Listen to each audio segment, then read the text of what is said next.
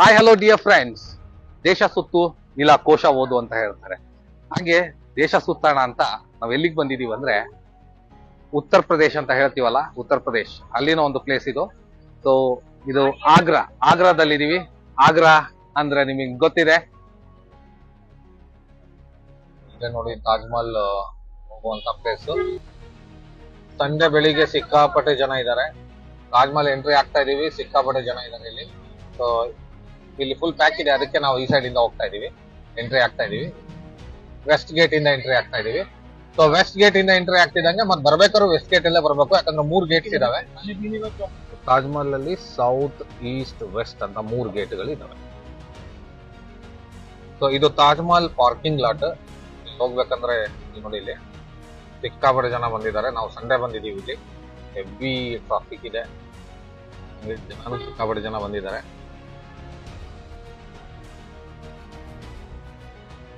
So ಇದೇ entrance. Welcome to city of Taj ಅಂತ ಇದೆಯಲ್ಲ, ಇದೇ Taj Mahal entrance gate. West gate ಇದು. ಸಂಡೇ ಬಂದಿದೀವಿ, ಸಿಕ್ಕಾಪಟ್ಟೆ ಪ್ಯಾಕ್ ಇದೆ.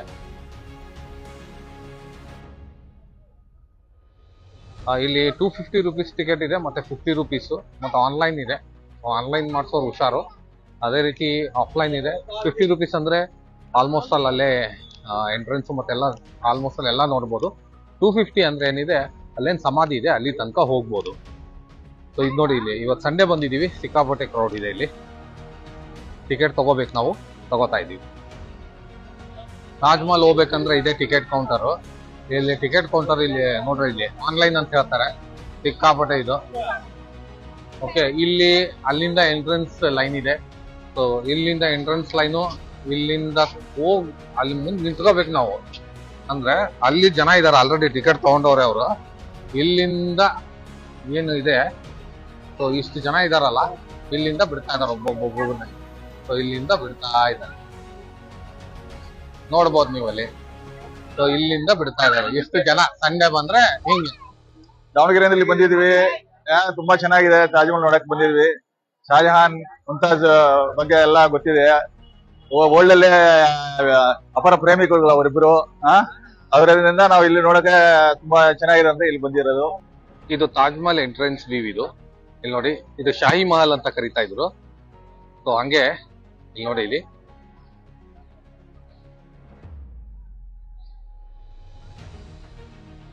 ಇಲ್ಲೆಲ್ಲ ಕಟ್ಟಡಗಳು ಏನಿದಾವಲ್ಲ, ಇಂಡೋ ಸಾರ್ಸನಿಕ್ ಅಂತ ಕರೀತಾರೆ. ಸೊ ಇಂಡಿಯನ್ ಮತ್ತೆ ಪರ್ಷಿಯನ್ ಏನಿದೆ ಮಿಕ್ಸ್ಡ್ ಇರ್ತವೆ. ಇದೇ ತರ ಮೇಲೆ ಟೋಮ್ ತರ ಬರ್ತವೆ. ಸೊ ಇದು entrance of the Taj Mahal. ಎಲ್ಲಿಂದ ನಾವು ಒಳಗ್ ಹೋದ್ರೆ ಎಂಟ್ರೆನ್ಸ್ ಏನಿದೆ, ಇಲ್ಲಿ ತಾಜ್ ಮಹಲ್ ಕಾಣಿಸುತ್ತೆ. ನೋಡ್ರಿ ಎಂಟ್ರೆನ್ಸ್ ಗೆ ತಾಜ್ ಮಹಲ್ ಹೆಂಗಿದೆ.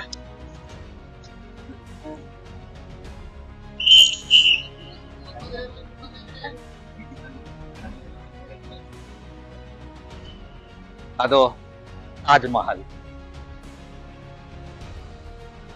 ಸೊ ತಾಜ್ ಮಹಲ್ ಅಂತ ಅಂದಿದ ತಕ್ಷಣ ನೆನಪಿಗೆ ಬರೋದು ನಮಗೆ ಶಹಜಾನ್ ಮತ್ತೆ ಮುಮ್ತಾಜ್. ಮುಮ್ತಾಜ್ ಏನಿದ್ದಾಳೆ, ಇವಳು 3ನೇ ವೈಫು. 14ನೇ ಮಗು ಏನು ಹುಡ್ಬೇಕಾದ್ರೆ ಅವಳು ಏನಾಗ್ತಾಳೆ, ಮರಣ ಹೊಂದ್ತಾಳೆ. ಈ ಒಂದು ನೆನಪಿಗಾಗಿ ಈ ಕಟ್ಟಿದಂತ ಈ ಒಂದು ಮಹಲ್ ಏನಿದೆ, ಇದು ತಾಜ್ ಮಹಲ್. ನೀವಿನ್ನೂ ನಮ್ಮ ಚಾನೆಲ್ ನ ಸಬ್ಸ್ಕ್ರೈಬ್ ಮಾಡಿಲ್ಲ ಅಂದ್ರೆ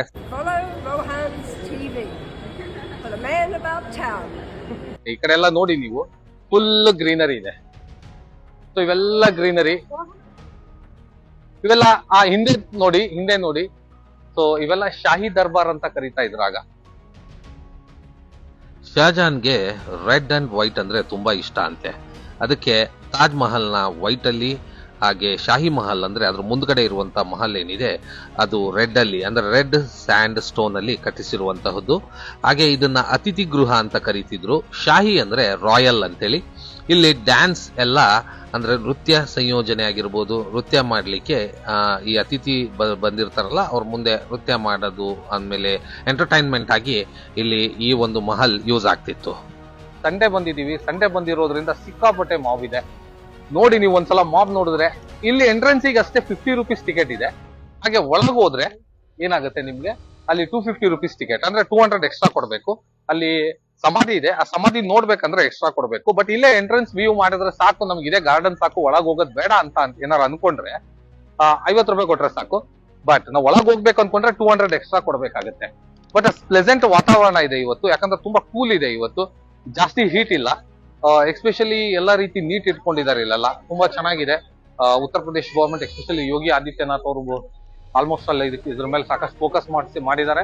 ಅದ್ರ ಜೊತೆಗೆ ಏನಿದೆ ಇವತ್ತೇನಿದೆ ಎಸ್ಪೆಷಲಿ ಮಾಬ್ ಇದೆ, ಬೇರೆ ದಿನ ಮಾಬ್ ಇರಲ್ಲ, ಬಟ್ ಇವತ್ತು ತುಂಬಾ ಮಾಬ್ ಇದೆ. ಸೊ ಇದನ್ನ ನಾನು ನಿಮ್ಗೆ ಒಳಗೋಗಿ ತೋರಿಸ್ತೀನಿ. ಸೊ ನಾನು 250 rupees ಟಿಕೆಟ್ ತಗೊಂಡಿದ್ದೀನಿ. ಫಸ್ಟ್ 50 rupees ಟಿಕೆಟ್ ತಗೊಂಡ್ವಿ, ಇಲ್ಲಿ ಬಂದ್ಮೇಲೆ ಅನ್ನಿಸ್ತು 50 rupees ಅಷ್ಟೇ ಸಾಲಲ್ಲ, 100% ನೋಡ್ಬೇಕು. ಇಷ್ಟು ದೂರ ಬಂದಿದೀವಿ, ಮತ್ ನೋಡಿಲ್ಲ ಅಂದ್ರೆ ಹೇಗೆ? ನಿಮ್ಗೆ A to Z ಒಳಗಿಂದ ಏನಿದೆ ವ್ಯೂ ನ ತೋರಿಸ್ತೀನಿ.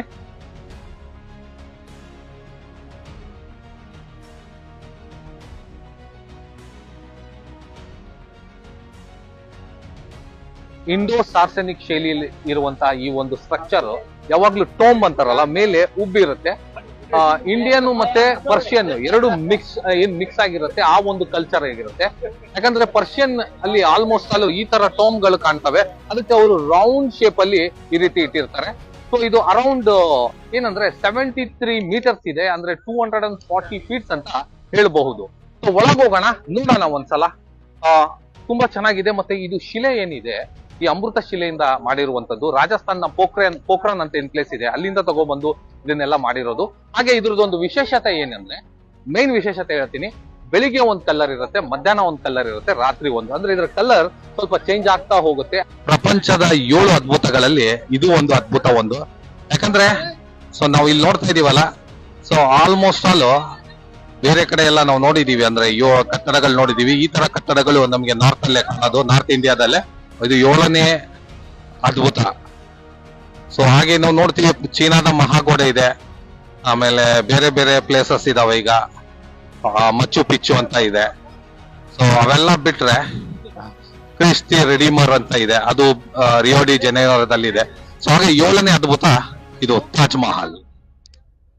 ಹಾಯ್ ಎಲ್ಲರಿಗೂ ನಮಸ್ತೆ. ನಾವು ಕರ್ನಾಟಕದಿಂದ ಆಗ್ರಾಕ್ಕೆ ತಾಜ್ ಮಹಲ್ ನೋಡಕ್ಕೆ ನಮ್ ಸ್ಕೂಲ್ ಇಂದ ಟ್ರಿಪ್ ಅರೇಂಜ್ ಮಾಡಿದ್ದು. ನಾವೀಗ ಪ್ರೆಸೆಂಟ್ ತಾಜ್ ಮಹಲ್ ಅಲ್ಲಿ ಇದೀವಿ. ತುಂಬಾ ಖುಷಿ ಆಗುತ್ತೆ. ಅದು ಫ್ರೆಂಡ್ಸ್ ಜೊತೆ ಟ್ರಿಪ್ ಬಂದೀವಿ. ಇವರೆಲ್ಲ ನಮ್ ಫ್ರೆಂಡ್ಸ್, ಸ್ಕೂಲ್ ಇಂದ ಅರೇಂಜ್ ಮಾಡಿರೋ ಟೂರು.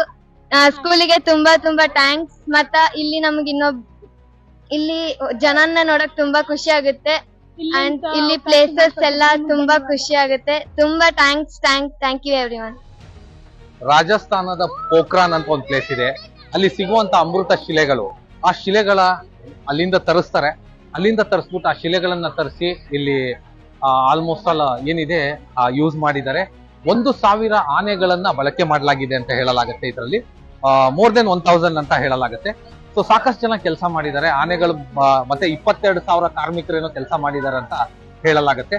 ಸೊ ತುಂಬಾ ಚೆನ್ನಾಗಿ ಒಂದು 20 ವರ್ಷಗಳ ಕಾಲ, ಅಂದ್ರೆ ಅರೌಂಡ್ 1631 ಇಂದ, ಅಂದ್ರೆ 31 to 1652 ತನಕನೂ ಇದನ್ನ ನಿರ್ಮಾಣ ಮಾಡಲಾಗುತ್ತೆ. ಒಂದು 20ರಿಂದ 21, 22 ವರ್ಷಗಳ ಕಾಲ ಇದನ್ನ ನಿರ್ಮಾಣ ಮಾಡಲಾಗುತ್ತೆ. ಸೊ ಇದು ಏನೋ ಮಾಡ್ತಾ ಇದಾರೆ ಅಂತ ತಿಳ್ಕೊಬಹುದು, ಆ ಟೈಮಲ್ಲಿ ತಿಳ್ಕೊಂಡಿರ್ಬೋದು ಜನ. ಬಟ್ ಈ ತರ ಒಂದು 7th ವಂಡರ್ ಆಗತ್ತಂತ ಯಾರು ಊಹಿಸ್ಲಿಕ್ಕಿಲ್ಲ. ಸೊ ಆದ್ರೆ ಇದು 7th ವಂಡರ್, ಅದ್ಭುತವಾಗಿರುವಂತ ಪ್ಲೇಸ್. ನಾವು ಬರ್ಲೇಬೇಕಂತ ಇತ್ತು, ಫೈನಲಿ ಬಂದ್ವಿ. Excellent and fabulous. ಈ ತರ ಕಾಲಿಗೆ ಹಾಕೊಂಡು ಹೋಗ್ಬೇಕು ಸಮಾಧಿಗೆ ಹೋಗ್ಬೇಕಂದ್ರೆ. ಸಮಾಧಿಗೆ ಹೋಗುವಂತ ಎಂಟ್ರೆನ್ಸ್ ಇದು.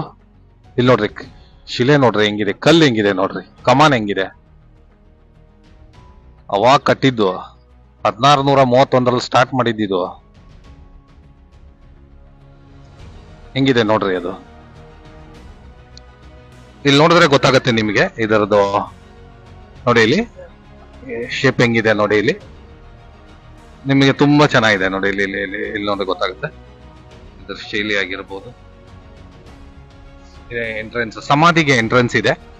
ಇಲ್ಲಿಂದ ನೋಡಿ ಸಾಕಷ್ಟು ಜನ ಇದ್ದಾರೆ. ಕಾಲಿಗೆಲ್ಲ ಈ ತರ ಹಾಕೋಬೇಕೆಲ್ಲ ಹಾಕೊಂಡಿದ್ದಾರೆ ನೋಡಿ, ಕಾಲಿಗೆ ಆ ತರ ಹಾಕೋಬೇಕು. ಹಂಗೆ ಶೂಸ್ ಅಲ್ಲಿ ಬರೋ ಹಾಗಿಲ್ಲ, ಕಾಲಿಗೆ ಈ ತರ ಹಾಕೊಂಡೇ ಹೋಗ್ಬೇಕು. ಸೊ ಇಲ್ಲಿ 200 rupees ಇದಕ್ಕೆ, 50 rupees ಎಂಟ್ರೆನ್ಸಿಗೆ ಅಷ್ಟೇ. Totally tour. ಯಮುನಾ ನದಿ ದಡದಲ್ಲಿರುವಂತಹ ಈ ಒಂದು ತಾಜ್ ಮಹಲ್ ಏನಿದೆ, ನೀವು ನೋಡಬಹುದು ಗಂಗಾ ನದಿಯ ಒಂದು ಸಬ್ ರಿವರ್, ಉಪನದಿ ಅಂತ ಹೇಳ್ಬೋದು. ನಿಮಗೆ ಇಲ್ಲಿ ಕಾಣಿಸ್ತಾ ಇದೆ. ಸೊ ಇದೇ ಯಮುನಾ ರಿವರ್. ತುಂಬಾ ಅದ್ಭುತವಾದ ಒಂದು ವಾತಾವರಣ ಇದೆ ಇಲ್ಲಿ. ಹಾಗೆ ನೀವು ನೋಡಿ, ಇಲ್ಲೊಂದು ಕಮಾನ್ ಕಾಣ್ತಾ ಇದೆ.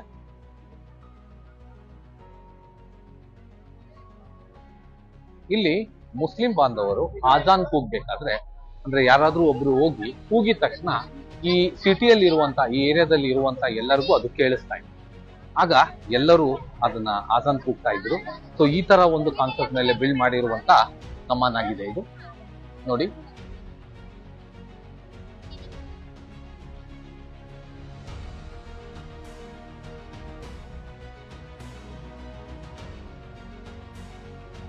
ನೋಡಿದ್ರಲ್ಲ ಈ ಕಮಾನು. ಹಾಗೆ ನಾವು ಒಳಗ್ ಹೋಗಿದ್ವಿ. ಇಲ್ಲಿ ಸಮಾಧಿ ಇದೆ ಅಂದ್ರೆ 2 ಸಮಾಧಿಗಳಿವೆ. ಒಂದು ಮುಮ್ತಾಜ್, ಅದರ ಜೊತೆಗೆ ಪಕ್ಕದಲ್ಲೇ ಶಹಜಾನ್ ಇದೆ. ಸೊ ಶಹಜಾನ್ ಇಲ್ಲೇ ಬರೀದ್ ಮಾಡಲಾಗಿದೆ. ಸೊ ಏನ್ ಪ್ರಾಬ್ಲಮ್ ಇದೆ ಅಂದ್ರೆ ಇಲ್ಲಿ ಆಲ್ಮೋಸ್ಟ್ ನಾವು ಒಳಗ್ ಹೋಗ್ತೀವಲ್ಲ, ಇಲ್ಲಿ ಯಾವುದೇ ರೀತಿಯಾದ ವಿಡಿಯೋ ಮಾಡೋ ಆಗಿಲ್ಲ, ಅಂದ್ರೆ ಪ್ರೊಹಿಬಿಟೆಡ್ ಇದೆ. ಅದಕ್ಕೆ ನಾವು ಇಲ್ಲಿ ವಿಡಿಯೋ ಮಾಡಿಲ್ಲ ಒಳಗ್ ಹೋಗಿ. ಸೊ ಅದನ್ನ ನಾವು ಒಂದು ಕಾಯ್ಕೋಬೇಕಾಗತ್ತೆ, ಯಾವಾಗ್ಲೂ ಅವ್ರು ಹೇಳಿದ್ದನ್ನ ಕಾಯ್ಕೋಬೇಕಾಗತ್ತೆ. ಅದಕ್ಕಾಗಿ ನಾವು ಒಳಗಿನ ವಿಡಿಯೋ ಮಾಡಿಲ್ಲ. ಸೊ ಹೊರಗೆ ಬಂದಿದೀವಿ. ಸೊ ಇಲ್ಲಿ ನೋಡಿದಿರಾ, ಇಲ್ಲಿ ಕಮಾನ್ ಇದೆ ಹೌದಾ, ನೈಸ್ ಪ್ಲೇಸ್. ಇದ್ರ ಜೊತೆಲಿ ಮೇನ್ ಏನಂದ್ರೆ ಶಹಜಾನ್ ಏನಿದಾನೆ, ಈ ಶಹಜಾನ್ ಅವರು ಎಂಡ್ ಮೂಮೆಂಟ್ ಅಲ್ಲಿ ಅಂದ್ರೆ ಔರಂಗಜೇಬ್ ಏನಿರ್ತಾನೆ, ಈ ಔರಂಗಜೇಬ್ ಶಹಜಾನ್ ಅವ್ರಿಗೆ ಕಣ್ಣು ಕೀಳಿಸ್ಬಿಟ್ಟು ಕಣ್ಣು ಏನಿದಿಲ್ದಂಗೆ ಅಲ್ಲಿ ಏನಿದೆ ಒಂದು ಕಡೆ ಸೆರೆಮನೆ ವಾಸವನ್ನ ಮಾಡಲಾಗುತ್ತೆ. ಫೈನಲಿ ಅಧಿಕಾರದ ದುರಾಸೆಯಿಂದ ಆಡಳಿತಕ್ಕೆ ಬರ್ತಾನೆ ಅಂತ ಒಂದು ಪ್ರಕಾರ ಹಿಸ್ಟ್ರಿ ಅಂದ್ರೆ ಒಬ್ರು ಹೇಳಿದ್ರೆ. ಸೊ ಇನ್ನೊಂದ್ ಏನ್ ಹೇಳುತ್ತೆ, ಮುಸ್ಲಿಂ ಲಾ ಪ್ರಕಾರ ಅಂದ್ರೆ ಮುಸ್ಲಿಂ ಲಾ ಅಲ್ಲಿ ಏನ್ ಹೇಳುತ್ತೆ, ಯಾರಿಗೆ ಕಣ್ಣು ಏನಾದ್ರೂ ಔಡಿದ್ರೆ ಅವರು ಯಾವುದೇ ರೀತಿಯಾದ ಅಧಿಕಾರ ಮಾಡೋವಾಗಿಲ್ಲ. ಸೊ ಅದಕ್ಕಾಗಿ ಅವ್ರನ್ನ ಸೆರೆಮನೆಯಲ್ಲಿ ಕೂರಿಸಲಾಗಿತ್ತು ಅಂತ ಹೇಳಲಾಗುತ್ತೆ. So what ever it might be, conflict ಇದೆ ಇಲ್ಲಿ. ಕಾನ್ಫ್ಲಿಕ್ಟ್ ಇದ್ರೂ ಮೇನ್ ಇಂಪಾರ್ಟೆಂಟ್ ಏನಂದ್ರೆ, ಸೊ ಒಂದು ಮಾತನ್ನ ಹೇಳಲಾಗತ್ತೆ, ಮುಮ್ತಾಜ್ 1631 ಅಲ್ಲಿ ಮರಣ ಹೊಂದಿದಾಗ ಅವ್ರನ್ನ ಇಲ್ಲಿ ಹೂಳಲಾಯ್ತು. ಅದೇ ರೀತಿ ನಾನು ಸತ್ ಮೇಲೂ ನಾನು ಇಲ್ಲೇ ಹೂಳ್ಬೇಕು ಅಂತ ಹೇಳಿ ಹೇಳಿದಾಗ ಶಹಜಾನ್ನ ಆ ಪಕ್ಕದಲ್ಲೇ ಹೂಳಲಾಗಿದೆ. ವಂಡರ್ಫುಲ್ ಪ್ಲೇಸ್, ಒಂದ್ಸಲ ವಿಸಿಟ್ ಮಾಡ್ಬೇಕಾಗಿದೆ. ಬಿಕಾಸ್ ಯಾಕಂತ ಹೇಳ್ತಾ ಇದ್ದೀನಿ, 7th ವಂಡರ್ಸ್ ಅಲ್ಲಿ ಇದು ಒಂದು. ಎಷ್ಟೋ ವಂಡರ್ಸ್ ನಾವು ಅಂದ್ರೆ ಕೇಳಿದೀವಿ ನಾವು.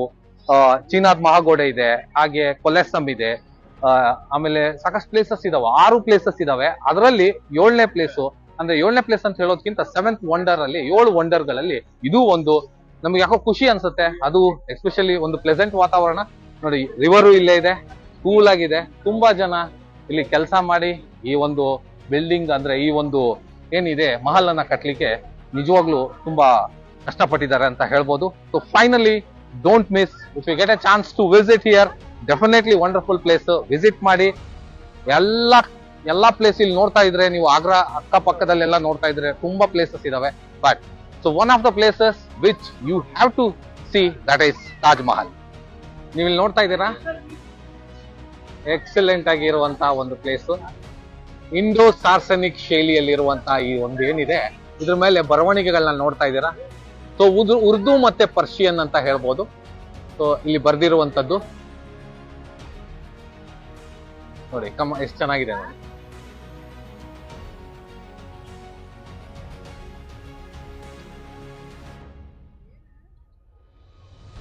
ನೈಸ್ ಪ್ಲೇಸ್ ಅಲ್ಲ, ಯಮುನಾ ನದಿ ಇದು. ಸೊ ಯಮುನಾ ನದಿ ಏನಿದೆ ಈ ಪ್ಲೇಸ್ ಇದು. ಸೊ ಇದ್ರ ಪಕ್ಕದಲ್ಲೇ ಇರುವಂತದ್ದು ತಾಜ್ ಮಹಲ್.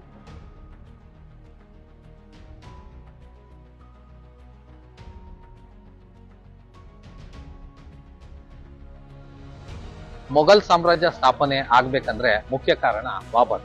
ಸೊ ಬಾಬರ್ ಮಗನೇ ಹುಮಾಯೂನ್, ಹುಮಾಯೂನ್ ಮಗ ಅಕ್ಬರ್, ಅಕ್ಬರ್ ಮಗ ಜಹಾಂಗೀರ್, ಜಹಾಂಗೀರ್ ನೆಕ್ಸ್ಟ್ ಇರೋದೆ ಶಹಜಾನ್. ಶಹಜಾನ್ ಒಂದು ಕಾಲದಲ್ಲಿ ಸುವರ್ಣ ಯುಗ. ಯಾಕಂದ್ರೆ ಈ ಒಂದು ಯುಗದಲ್ಲಿ ತಾಜ್ ಮಹಲ್ ಆಗಿರ್ಬೋದು, ಅದಾದ್ಮೇಲೆ ಶಾಹಿ ಮಹಲ್ ಆಗಿರ್ಬೋದು, ಬೇರೆ ಬೇರೆ ಕಟ್ಟಡಗಳು, ಈ ಇಂಡೋ ಸಾಸನಿಕ್ ಶೈಲಿ ಅಂತ ಕಟ್ಟಡಗಳು ಇಲ್ಲಿ ಸಾಕಷ್ಟು ಆದವು. ಸಾಕಷ್ಟು ಆದ ನಂತರ ಅದೇ ರೀತಿ ಶಹಜಾನ್ ಇಲ್ಲಿ ಬಂದ ನಂತರ ಅಂದ್ರೆ ಏನಾಗುತ್ತೆ, ಓಲ್ಡ್ ಏಜ್ ಅಲ್ಲಿ ಸ್ವಲ್ಪ ದುರಂತ ಅಂತಾನೆ ಹೇಳ್ಬೋದು. ಯಾಕಂದ್ರೆ ನಾನು ಮೊದಲೇ ಹೇಳ್ದಾಗೆ ಆಲ್ಮೋಸ್ಟ್ ಅಲ್ಲಿ ಏನಾಗುತ್ತೆ, ಇವ್ರ ಕಣ್ಣು ಇರೋದಂತ ಅಥವಾ ಕಣ್ಣು ಕೀಳಿಸಿರ್ತಾರೆ. ಅದು ಔರಂಗಜೇಬ್ ಅವ್ರನ್ನ ಸೆರೆಮನೆಯಲ್ಲಿಟ್ಟು ಅವರು ಅಧಿಕಾರಕ್ಕೆ ಬರ್ತಾರೆ. ಅವರು ಔರಂಗಜೇಬ್ ಅವರು ಆಡಳಿತವನ್ನ ನಡೆಸ್ತಾರೆ. ಸೊ ಹೀಗೆ ಇದು ಈ ಸರೌಂಡಿಂಗ್ ಏನಿದೆ, ಈ ಪ್ಲೇಸ್ ಏನಿದೆ 17 ಹೆಕ್ಟೇರ್ಸ್ ಅಂತ ಹೇಳ್ಬೋದು. 17 ಹೆಕ್ಟೇರ್ಸ್ ಅಂದ್ರೆ ಅರೌಂಡ್ 43 to 44 ಎಕರ್ಸ್ ಇದೆ ಇದು ಈ ಲ್ಯಾಂಡ್. ಇಲ್ಲೇ ನೋಡ್ತಾ ಇದ್ರೆ ಯಮುನಾ ರಿವರ್ ಇದೆ, ಒಳ್ಳೆ ಪ್ಲೆಸೆಂಟ್ ವಾತಾವರಣ ಇದೆ. ಸೊ ಇದು ನಿಜವಾಗ್ಲೂ ಹೇಳ್ಬೇಕಂದ್ರೆ ಈ ಒಂದು ತಾಜ್ ಮಹಲ್ ಏನಿದೆ ಬೆಳಿಗ್ಗೆ ಒಂದು ಕಲರ್ ಇದ್ರೆ ಮಧ್ಯಾಹ್ನ ಒಂದು, ಹಾಗೆ ರಾತ್ರಿ ಒಂದು, ಅಂದ್ರೆ ಸ್ವಲ್ಪ ಕಲರ್ ಅಲ್ಲಿ ಬದಲಾವಣೆ ಆಗ್ತಾ ಹೋಗುತ್ತೆ. ಸೊ ಆ ತರ ಒಂದು ಕಲ್ಲನ್ನ ಯೂಸ್ ಮಾಡಲಾಗಿದೆ. Anyway finally so wonderful trip ಇದು. ನನಗೆ ತುಂಬಾ ಚೆನ್ನಾಗಿದೆ. ಸೊ ವರ್ಲ್ಡ್ ಹೆರಿಟೇಜ್ ಸೆಂಟರ್ ಅಂದ್ರೆ ಯುನೆಸ್ಕೋದಲ್ಲಿ ಇದನ್ನ ಸೇರಿಸಲಾಗಿದೆ. 1983ರಲ್ಲಿ ಇದನ್ನ ಸೇರಿಸಲಾಗಿದೆ. ಸೊ ಈ ವಿಡಿಯೋ ನಿಮ್ಗೆ ಇನ್ಫಾರ್ಮೇಟಿವ್ ಅನ್ಸಿದ್ರೆ ಕಮೆಂಟ್ ಮಾಡಿ, ಲೈಕ್ ಮಾಡಿ, ಶೇರ್ ಮಾಡಿ, ಸಬ್ಸ್ಕ್ರೈಬ್ ಮಾತ್ರ ಮರಿಬೇಡಿ.